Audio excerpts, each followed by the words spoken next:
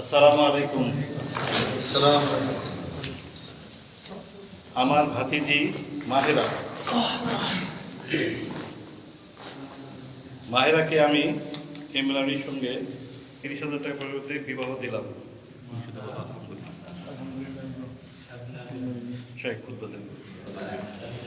إن الحمد لله نحمده ونستعينه ونستغفره ونعوذ بالله من شرور أنفسنا ومن سيئات أعمالنا من يهده الله فلا مضل له ومن يضلله فلا هادي له وأشهد أن لا إله إلا الله وحده لا شريك له وأشهد أن محمدا عبده ورسوله الذي أرسل إلى الناس كافة وبشيرا ونذيرا وداعيا إلى الله بإذنه وسراجا منيرا يا أيها الناس اتقوا ربكم الذي خلقكم من نفس واحدة وخلق منها زوجها وبث منهما رجالا كثيرا ونساء يا أيها الذين آمنوا اتقوا الله وقولوا قولا سديدا يصلح لكم أعمالكم ويغفر لكم ذنوبكم ومن يطع الله ورسوله فقد فاز فوزا عظيما أما بعد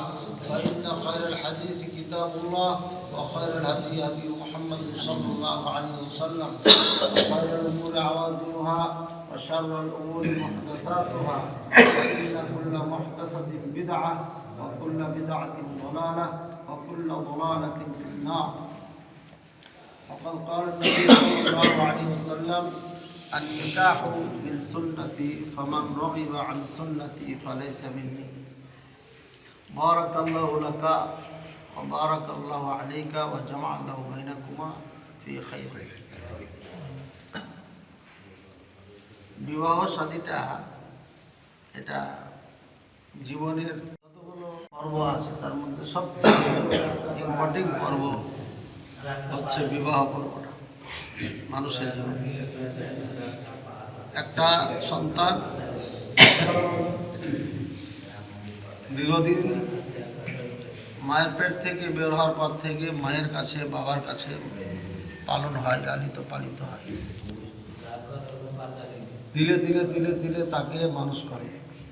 এরপরে একজন অচেনা অজানা সন্তানের কাছে ছেলের কাছে উঠিয়ে দেয়।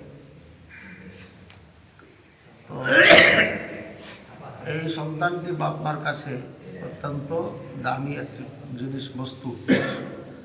যেহেতু অচেনা অজানা এক জায়গায় চলে যায়, তো অচেনা আমরা যখন কিছু ক্রয় করি, গরু বাছুর তখন খুবই আদর করে মানুষ, পোষ মানানোর জন্য। তো মানুষই তেমন। তো এই বিবাহ বন্ধনটা এটা এমন একটা বন্ধন, এটা সারা জীবনের বন্ধন। আমরা দোয়া করছি আল্লাহ তাআলা যেন এটা কবুল মঞ্জুর করে নেন এবং তাদের দাম্পত্য জীবনকে যেন আল্লাহ বরকতময় করেন, আনন্দময় করেন এবং সুখীময় করেন। তো এখানে যারা আছেন মোটামুটি সবাই সদস্য আছেন, মেয়ের প্রতি সহানুভূতি, মেয়ের প্রতি ভালোবাসা একে অপরের প্রত্যেকে দিবেন। আলহামদুলিল্লাহ ফ্যামিলি সেই ধরনেরই, এখানে আওয়াজ করার কোনো প্রয়োজন নাই। তারপরে সবার জন্য এটা, সবার জন্য কথাটা বলা। অনেক ফ্যামিলি আছে যে বিয়ে করার পরে মেয়েটাকে চাকরানি মনে করে। হ্যাঁ, সবার কাপড় যত আছে ধুতে হবে, বাড়ি পরিষ্কার করতে হবে, গরু থাকলে পরিষ্কার করতে হবে, অনেক কাজ তার মাথার উপর চাপাই দেবে। আর যদি ননদ থাকে তাহলে তো ওরা রাজরানী হয়ে তখন আর কোনো কাজ করে না। এগুলো আমাদের এই বাংলাদেশের সমাজে এগুলো আছে। এগুলো থেকে অবশ্যই বিরত থাকতে হবে। আমার মেয়ের জন্য সুখ শান্তি যেভাবে আমি কামনা করি অন্যদের জন্য চাই। এরপরে থাকলো মেয়ের পক্ষে ছেলে।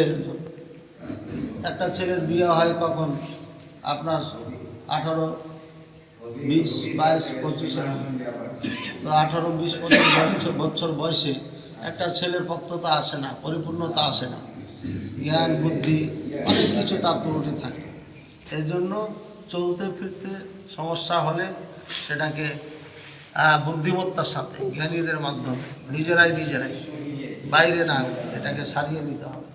আমরা দোয়া করি আজকের যে বিবাহ পড়ানো হলো, এই দাম্পত্য জীবনে যেন এমন কখনো কোনো কিছু না আসে, আল্লাহ যেন তাদের অন্তরে একে অপরের মধ্যে ভালোবাসা সৃষ্টি করে দেন এবং এটাকে যেন আজীবন স্থায়িত্ব করেন।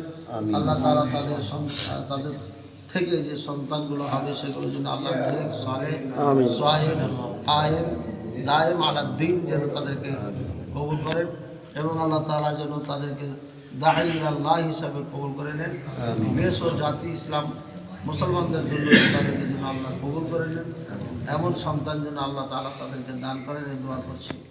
আল্লাহ তাআলা আমরা যারা এখানে এসেছি সবাইকে তোমরা আল্লাহ তুমি কবুল করে নাও, আমাদের পক্ষে ক্ষমা করো, সঠিক পথে চলা তৌফিক দান করো, দিনের ওপর অটুট থাকা তৌফিক দান করো।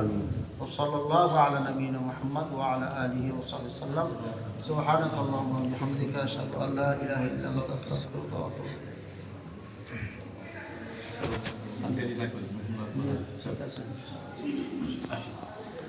সকলে আছে।